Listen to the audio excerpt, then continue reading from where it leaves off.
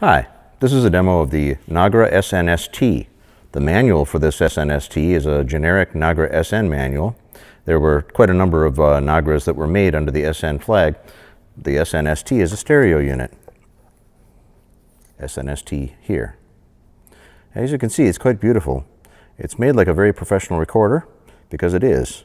These were available between 1960 and 1970 only to the CIA, and afterwards these became available in the consumer market. This one's from the 80s. The Nagra SN has got one control for both record and playback right here. And then in order to rewind, you have to use this little crank. You raise the crank by pressing this button and raising this little flag here, this little handle. Now what we're going to do is we're going to leave this up so we can tell where our 0 point is for the start point, because knowing where you start without having a meter on here to tell you how to rewind keeps you from accidentally, when you're rewinding, pulling the tape all the way back onto this reel and having to rethread it, which takes time. Here's the record meter, which is also serving as a battery meter. When you put it in play or record mode, you can press a button on the side to test the battery right here. As you can see, it goes all the way to the right when the battery is fresh. In order to rewind, you pull this tab out to the left and lift it up. And then this crank, when cranked to the right, will rewind it. And we're going to stop top dead center where we were when we started.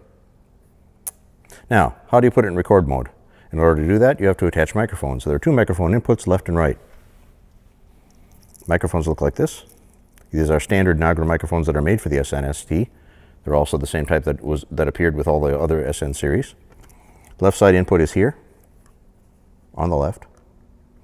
And the microphone is attached by turning this little thumb screw. Now, as you're screwing it in, I'm going to put it up to my lavalier mic so you can listen. There's a little click as it gets to the bottom.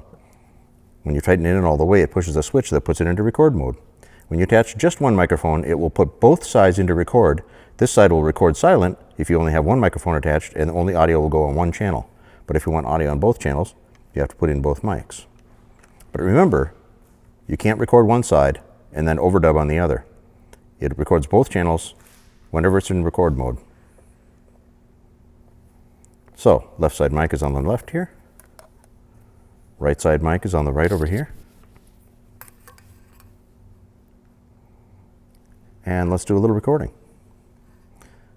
When we put it into record mode, by turning it on, you'll see that this meter moves whenever sound is going into either microphone.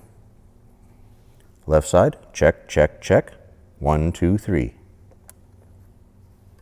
Right side, check, check, check. 1, 2, 3. Once again, left side, check, check, check. 1, 2, 3. Right side, check, check, check. 1, 2, 3. To stop it, delatch this, then put it into rewind mode. In order to rewind it, turn clockwise on the crank. And we're going to stop at top dead center so we get back to the beginning of where we started.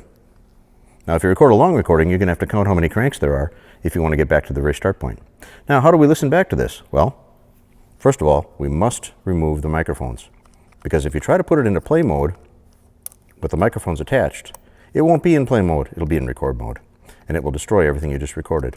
So the way you get it back into play mode is by removing both microphones, thereby releasing this tiny micro switch.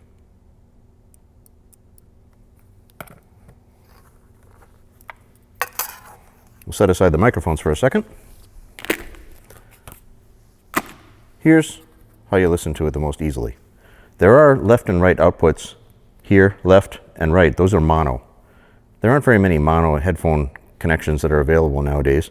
You could probably get a connector, an adapter somewhere that goes from here to stereo headphones, but the best way to listen to it is through an impedance adapter here. The output impedance on here is 2K ohms. That's pretty high. Most headphones today run between 30 and 300. So in order to get this thing to sound good, you take this connector out here, where it is stored, wrapped around these two pulleys, and this SN playback unit, which is also called a DSP, will let you listen to both sides at the same time through this special connector that connects to both left and right. Stereo on here, and you can only listen to one side at a time through this speaker. Let's listen to it with set to the left side, because I spoke into the left microphone first. We'll set both volumes at 0, which is a nominal setting. And Let's play it back. By turning it on, you see that this meter moves whenever sound is going into either microphone. Left side, check, check, check. 1, 2, 3. Right side, check, check, check. 1, 2, 3. Once again, left side, check, check, check. 1, 2, 3. Right side, check, check, check. 1, 2, 3. Now, I was playing with this switch back and forth so you could hear that I was switching back and forth between the right side recording and the left side recording. You could hear the distance on the other microphone. Whether or not you pick that up right away, it doesn't really matter. We can listen to this in stereo by listening to the stereo output. There are 2 stereo outputs here that can go directly to headphones, and these will drive nominal impedance headphones. We're going to jack you right in so you can hear this straight through your system. And first we rewind by putting this in rewind mode. We take this tab, pull it out to the left and lift it up. It loosens up both reels so they're able to spin free. Bring this back to top dead center where we had the start point. And we put it into play mode. I'm going to listen here myself, but it's also going to be recorded for your listening pleasure. Turning it on, you'll see that this meter moves whenever sound is going into either microphone. Left side, check, check, check. 1, 2, 3. Right side, check, check, check. 1, 2, 3. Once again, left side, check, check, check. 1, 2, 3. Right side, check, check, check. 1, 2, 3. The Nagra tapes that were made for this SN series came in 3 different widths, I should say 3 different thicknesses that resulted in 3 different lengths. I'm going to unplug this unit for now, set it aside,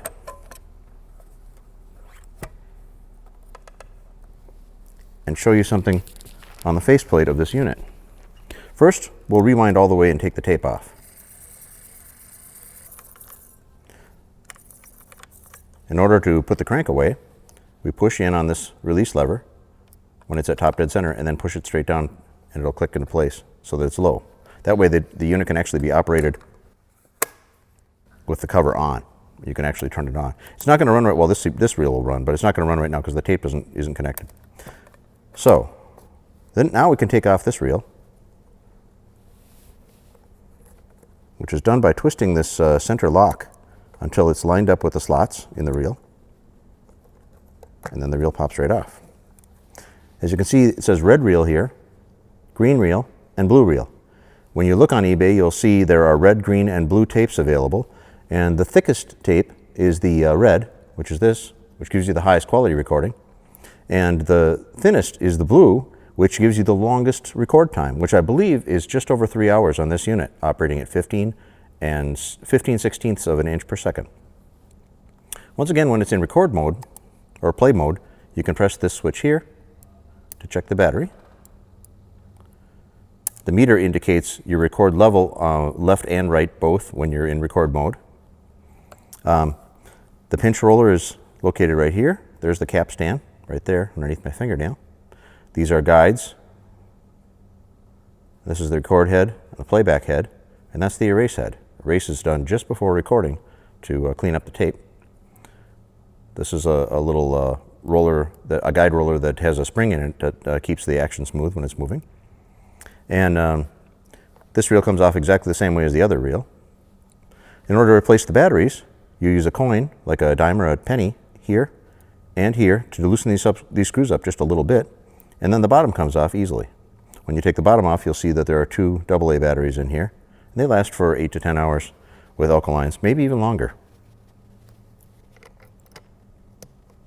This has been a presentation of the Nagra SN ST recorder. Hope you enjoyed it.